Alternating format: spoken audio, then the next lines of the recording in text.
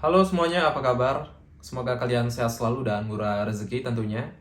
Seperti judul video ini, kita akan ngebahas iPhone 13 Pro Max pada tahun ini, apakah masih worth it? Nah, buat kalian yang tahun ini atau tahun depan berencana meminang iPhone ini tapi masih ragu, nah silahkan ditonton sampai selesai. Nah, yang pertama kita akan bahas soal desain ya. Ngomongin soal iPhone 13 Pro Max, ini tentu saja dari look sudah kekinian banget ya. Dengan flat design dan kamera boba, ini jelas masih sangat worth it karena desain ini mungkin bakal lebih lama digunakan kembali ke iPhone yang berikutnya. Kita lihat saja iPhone terbaru iPhone 15 series ini masih menggunakan desain ini. Jadi ini ya bisa jadi pertimbangan karena kenapa? Karena desainnya masih digunakan untuk iPhone terbaru.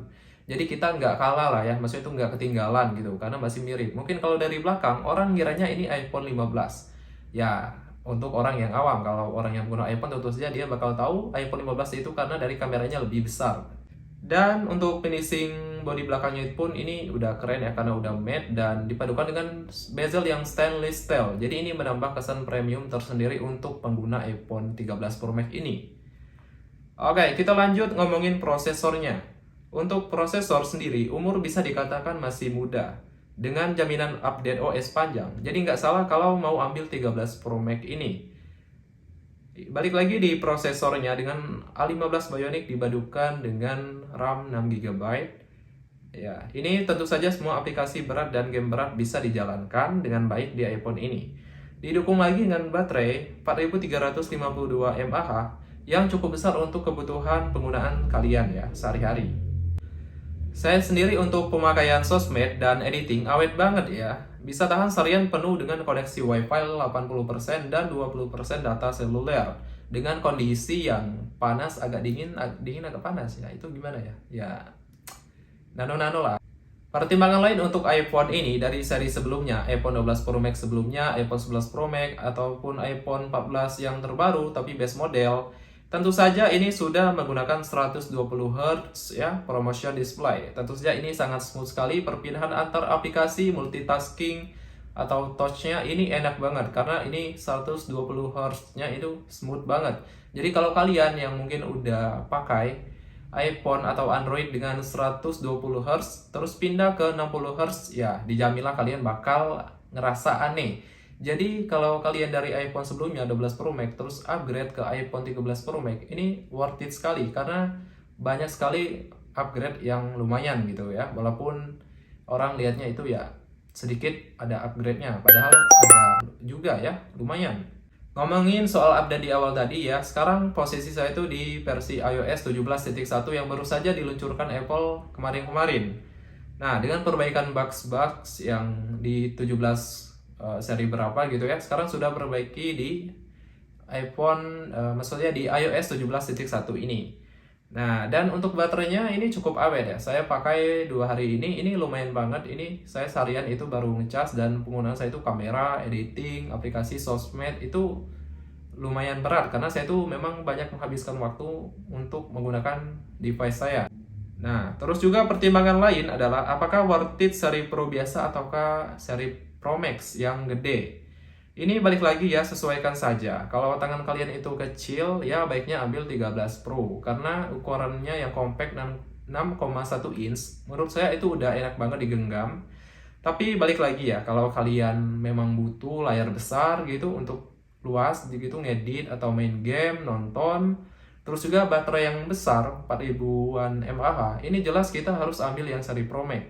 Karena seri Pro itu lumayan 3000-an lah baterainya ya. Jadi nggak seawet yang seri Pro Max tentunya.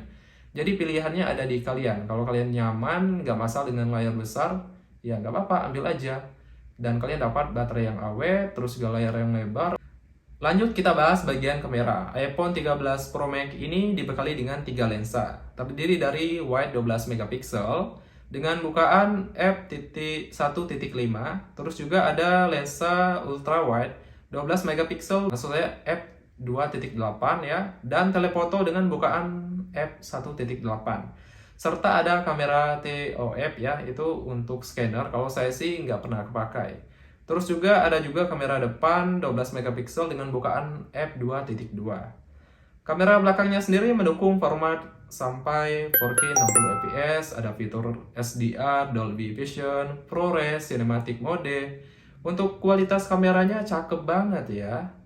Ya, bisa kalian lihat di video ini saya ambil sekitaran sore. Hasilnya ciri khas iPhone lah ya. Natural, terus dynamic range-nya luas, detail oke, dan stabil juga. Buat foto-foto pun jangan ditanya, udah pasti cakep dengan saturasi yang pas, detail dapet, tajam, dan dynamic range yang luas.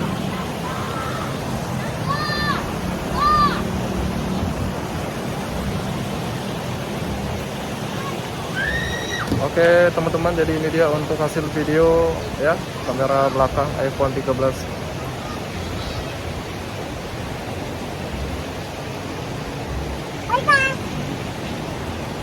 Yo guys.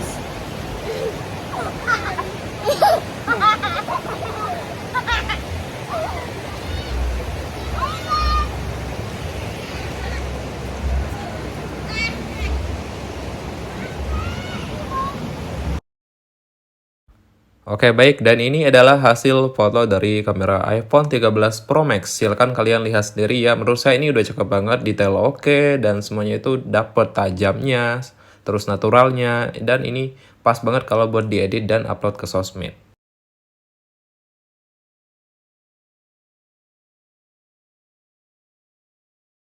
Nah, kita akan bahas mengenai isu widescreen atau grand screen. Saya sendiri jujur ya, belum pernah mengalami. Dari iPhone-iPhone sebelumnya itu belum pernah mengalami, alhamdulillah.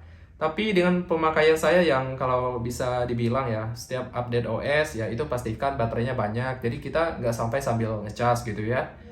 Terus juga kalian jangan terlalu full brightness, jangan terlalu sering gitu. Apalagi kalau di rumah gitu ya, atau di ruangan apapun itulah. Jadi kalau bisa ya setengah aja gitu. Kecuali kalau di outdoor mungkin memang butuh full banget ya boleh, tapi jangan terlalu lama gitu. Karena ini menjaga layar OLED ya, ya gitu.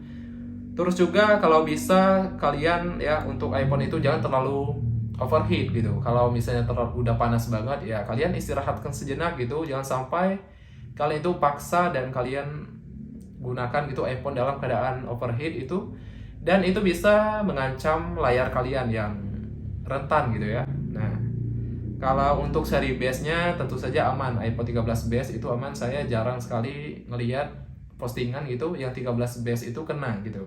Kebanyakan itu seri Pro atau Pro Max. Kayaknya lebih banyak di Pro Max ya. Kalau Pro belum pernah sih saya lihat. Nah, jadi gimana? Tadi adalah gambaran kecil dari saya untuk pemakaian iPhone 13 Pro Max ini. Menurut saya dengan budget 15 juta sah-sah aja ya. Kalian udah dapat iPhone boba, promotion display, update OS yang panjang, terus juga desain yang kekinian ya. Terus untuk secondnya sendiri itu berkisar antara 13.500.000 sampai 13.900.000 itu udah dapat iPhone 13 Pro Max yang kondisinya itu masih bagus banget, masih garansi gitu, yang belum setahun bahkan. Itu banyak di lapak-lapak atau di apa grup-grup iPhone gitu ya, atau di marketplace gitu. Pastikan kalian harus cek bener-bener kalau kalian mau beli iPhone second gitu. Harus perhatikan banget, tanya sedetail-detailnya gitu untuk keamanan kalian sendiri. Baik, mungkin itu saja yang bisa saya bahas dan sampaikan kepada kalian. Kalau ada yang kurang saya mohon maaf. Semoga dengan video ini bisa membantu kalian untuk saya untuk membantu kalian yang ingin membeli iPhone 13 Pro Max di tahun ini tapi masih ragu atau bimbang gitu. Semoga bisa menjawab keluhan kalian. Kalau ada yang mungkin masih kurang ya bisa ditanyakan di kolom komentar. Oke, terima kasih sudah nonton dan sampai jumpa di video selanjutnya. Thank you guys. Dadah.